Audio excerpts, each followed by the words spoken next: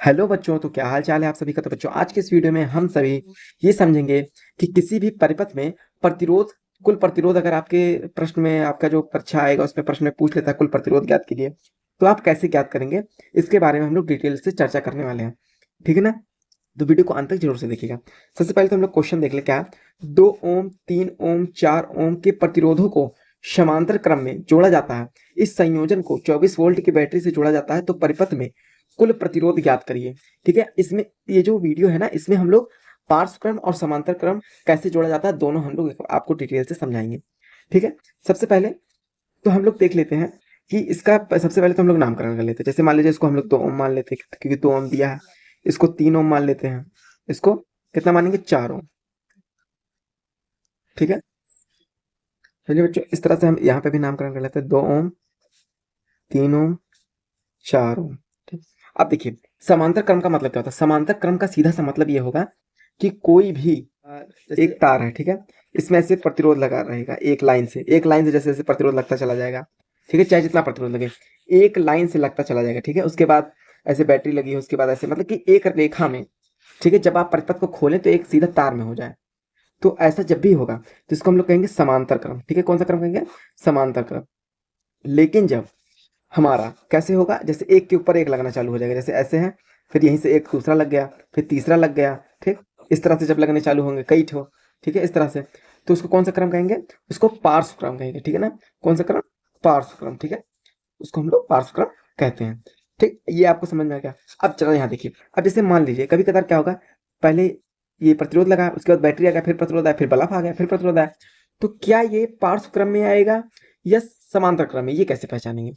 ठीक। ये कंफ्यूजन वाली बात है कि नहीं। तो इसमें आपको क्या करना है, इसको आपको खोल लेना है सीधे से। जैसे इसको खोलेंगे तो अगर हम लोग इसको खोलते हैं तो क्या प्राप्त होगा, हम लोग सबसे पहले हम लोग को बैटरी प्राप्त होगी। ठीक है। ये हमारी बैटरी है। बैटरी के बाद क्या, ओम का प्रतिरोध, उसके बाद एक और ओम का प्रतिरोध, उसके बाद हम लोग को बल्ब प्राप्त हो रहा है। ठीक है ना। इस तरह से चलते चल के बनाते चले जाइए। ठीक। ठीक। फिर उसके बाद से दोबारा बैटरी से जुड़ जा रहा है। देखिए एक लाइन में प्रतिरोध प्रतिरोध प्रतिरोध बन गया कि नहीं, सीधी रेखा में। तो ये कौन सा क्रम हुआ, समांतर क्रम। अब इसको जोड़ने का ट्रिक क्या है भैया, जोड़ने का ट्रिक इसका भैया सबसे आसान है। क्या करना है, जब भी एक लाइन में प्रतिरोध ओम मिले, कुल मिला के सबको जोड़ डालो, बस बात खत्म। ठीक। जैसे 2 ओम था, 3 ओम था, 4 ओम था। ठीक। सबको जोड़ दो। हाँ सही कह रहे हैं भाई, जो मन करे वो नहीं करना है, सबको जोड़ देना है। 4 + 2 6, 6 × 3 = 9 पाई। पाई कह रहा हूँ, सॉरी, ओम। ठीक है ना। 9 ओम। इसका सूत्र क्या है, सूत्र है R = R1 + R2 + R3। ठीक। ये हमारा सूत्र है। अब जब इस तरह से आएगा, इसमें जब आप इसको खोलेंगे, जब आप इसको खोलेंगे, जैसे मैंने इसको खुलवाया, इसको अगर आप खोलेंगे तो आपको एक लाइन में प्राप्त नहीं होगा। ठीक है। प्राप्त तो होने से रहा, क्योंकि अगर आप इसको खोलेंगे तो बैटरी के बाद बल्ब आएगा, बल्ब के बाद फिर ये 3 प्रतिरोध साथ में आएंगे, खुलने का कोई चांस ही नहीं है। तो अब इसमें कौन सा सूत्र काम करेगा, इसमें देखिए दूसरा सूत्र काम करेगा। कौन सा काम करेगा, देखिए इसमें आपको लगाना है 1/R। जैसे हमारा पहले वाला था R = R1 + R2 + R3। ठीक है ना। तीनों तीनों प्रतिरोध को जोड़ डालो, इसके ऊपर एक लगाते चले जाओ भैया। समझे, नहीं समझे फिर से देखो। 1/R बराबर 1/R1 + 1/R2 + 1/R3। ठीक। इस तरह से अब ये n संख्या तक जाएगा, मतलब चाहे जहां तक जितना प्रतिरोध रहेगा उतना लगाते चले जाइए। ठीक।